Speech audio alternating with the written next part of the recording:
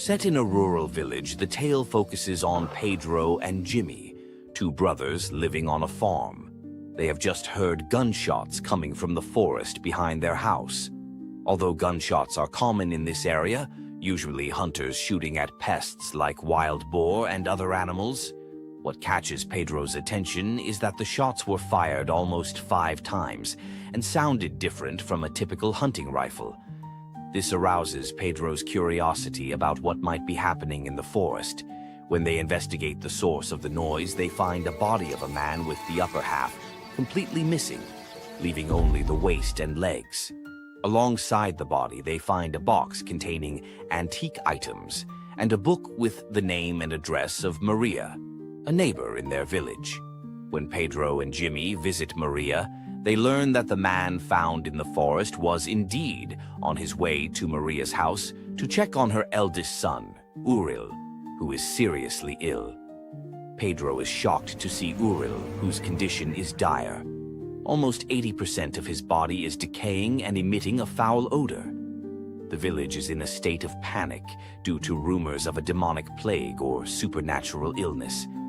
Those infected with this plague suffer from various horrific effects, one of which is the decay, similar to what Uril is experiencing. Maria reveals that Uril has been suffering from this illness for almost a year. The deceased man they found in the forest might have been a medical expert, healer, or perhaps a paranormal specialist who intended to treat Uril's rare and horrifying disease. Pedro and Jimmy immediately went to the nearest police station to report the condition of Uril.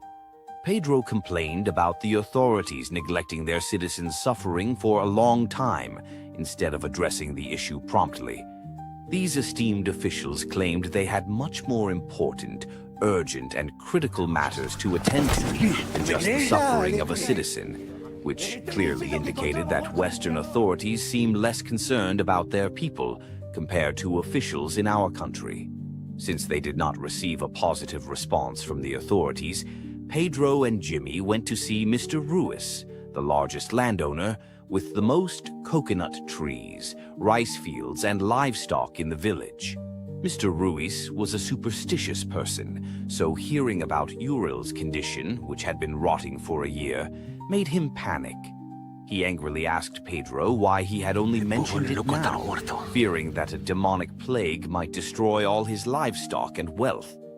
Leaving his pregnant wife behind, Mr. Ruiz went to Maria's house with the intention of shooting Uril with his hunting rifle. Virgen Santísima!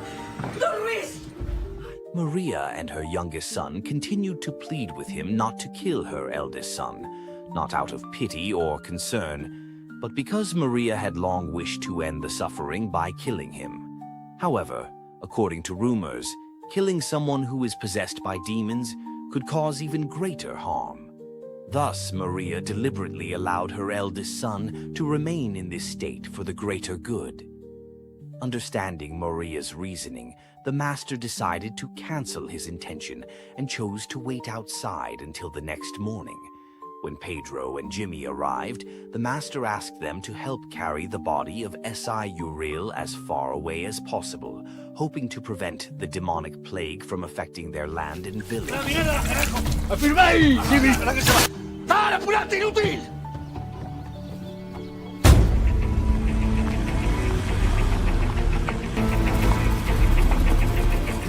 After traveling nearly 50 kilometers, the master and Pedro had a brief argument about whether their clothes, which might be contaminated, should be burned.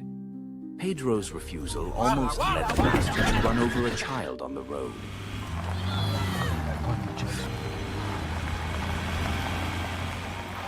They finally reached a location 100 kilometers from their village, but instead of disposing of Uril's body in a small ditch, the master realized that the body was no longer on the vehicle.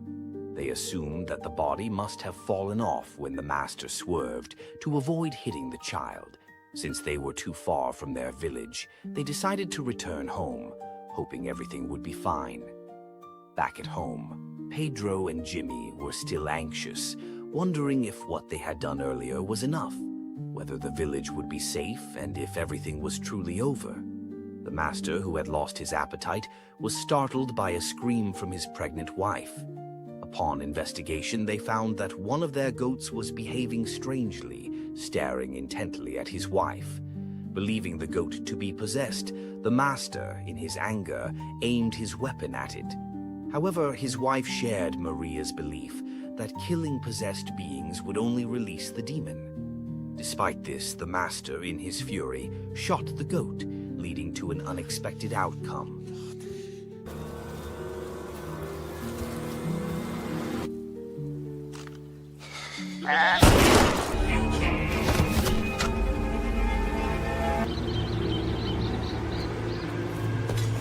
Pedro and Jimmy returned home just as they saw the shadow of a deer head moving by itself.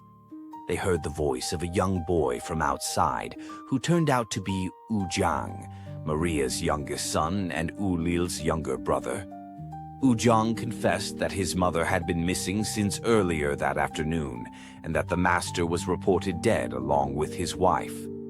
Ujang was afraid to stay alone in his house, so he came to ask Pedro and Jimmy for permission to stay with them until his mother returned. He asked to sleep in the barn near the cowshed. Although Jimmy was not fully in agreement with his brother's decision, they felt it would be cruel to let a child go home alone on such a dark night. The next day, Pedro and Jimmy went to town to seek help and warned Pedro's ex-wife to leave the town as soon as possible. Coincidentally, her new husband, Leo, was also there. Leo seemed cooperative and allowed Pedro to enter the house, instructing him to remove all his clothes to be burned. Pedro continued to explain about the demonic plague spreading in their district. Pedro's strange behavior naturally left his ex-wife, Sabrina, and Leo confused. While they were all busy arguing, Sabrina's pet dog was seen licking Pedro's clothes, which were clearly contaminated. No one knew what effect this would have on the dog, but Pedro quickly burned all the clothes. Afterward, they gave him some replacement clothes. During his marriage to Sabrina, Pedro had two sons, Santino, who was still young, and Fahar, who unfortunately had a disability or mental condition. With her new husband, Leo, Sabrina had been blessed with one young daughter. While the three parents were busy arguing and the little girl was watching nearby, something horrifying suddenly happened.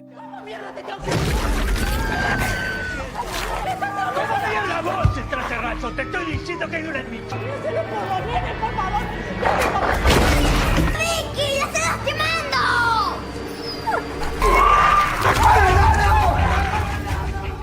The dog dragged the little girl out of the house. Pedro, who had returned home first, was shocked to see Sabrina realize that something had gone terribly wrong.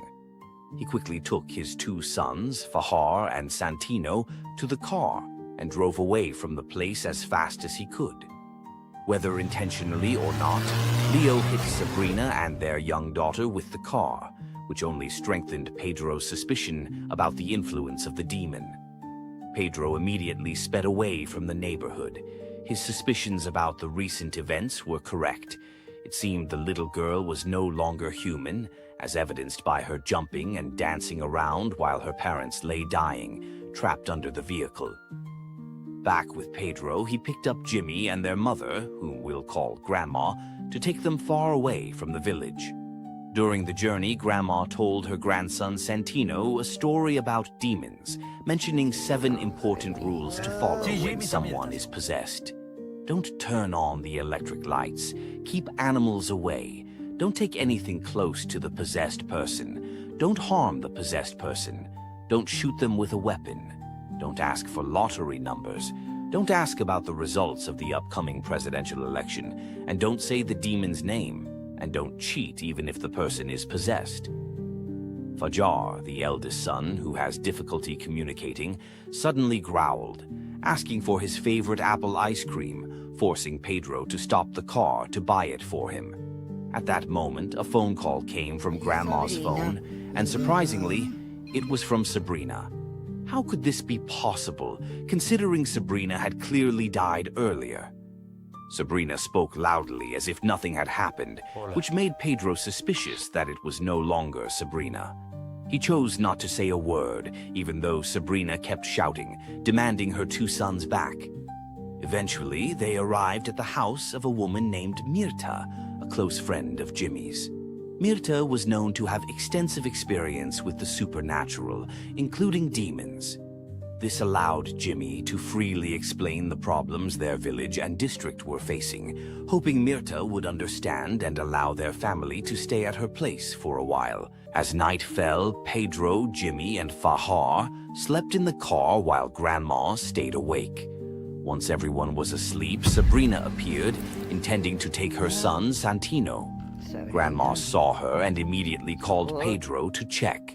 Sabrina jumped over the fence, prompting Pedro to rush out and chase her.